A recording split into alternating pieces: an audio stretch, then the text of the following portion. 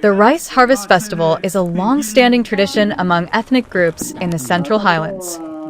After the harvest, Central Highlands people usually hold a ceremony to celebrate the new rice crop, expressing gratitude to Dzeng, the supreme god, and other spirits for a bountiful harvest and a prosperous life. It is also an occasion for villagers to come together and enjoy the fruits of their labor. This ritual is deeply rooted in the animistic belief that all things possess a spirit, and it represents a unique cultural identity.